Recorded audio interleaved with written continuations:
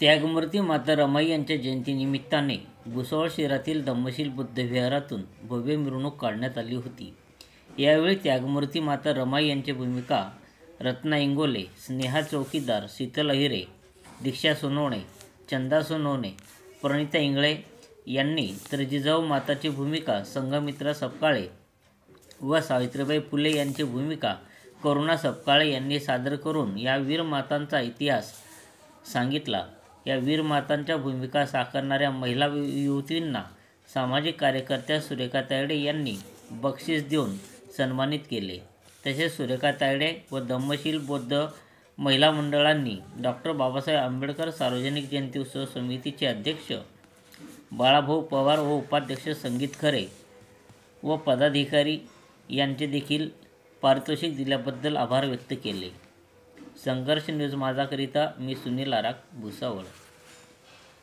त्यांचं खूप अभिनंदन करते आणि आमचा हा कार्यक्रम इथेच नाही थांबणार आहे, तर याच्यापुढे आम्ही खूप सुंदर सुंदर प्रोग्राम घेणार आहोत आणि सर्व महिलांची आमच्या रमाई वगैरे आहेत आणि बाकीच्या इतर महिलांची मला अशीच साथ लाभेल मी अशी अपेक्षा करते तुमच्या सर्वांकडून।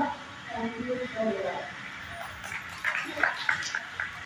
सफर केलं त्या अशा सुरेखाताई तायडे यांचं मी मनापासून अभिनंदन करते, स्वागत करते आणि त्यांचे खूप खूप धन्यवाद व्यक्त करते की आज पहिलीच जयंती अशी होती की आपल्या ढेकाळातून खूप आनंदाने आणि उत्साहाने ते पण रॅलीमध्ये सर्व महिलांनी रमाईचे रोल खूप छान प्रकारे सादर केले।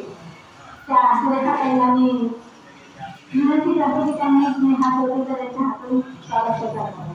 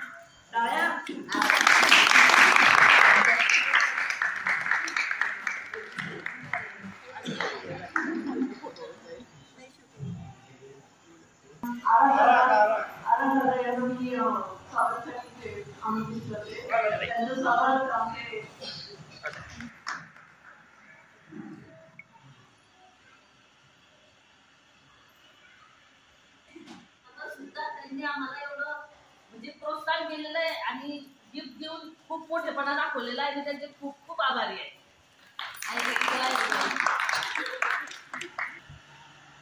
जय भीम। मी सुरेखा तायडे, धम्मशील विहार गांधीनगर परिसरातील धम्मशील विहार इथे रमाईबाईंची त्यागमूर्ती रमाई माता यांची जयंती साजरी करण्यात आली आणि त्याचबरोबर माता जिजाऊ सावित्रीमाई यांची सुद्धा संयुक्तपणे जयंती साजरी करण्यात आली। त्यामध्ये आम्ही महिलांनी माता जिजाऊ आणि माता सावित्रीमाई यांच्या वेशभूषेमध्ये आमच्या छोट्या बालिकांनी भूमिका सादर केली होती त्यांची आणि रमाई त्यागमूर्ती रमाई माता यांची जयंती जर आम्ही विहारामध्ये जर साजरी केली असती तर ती एवढ्याच याच्यामध्ये सीमित राहिली असती।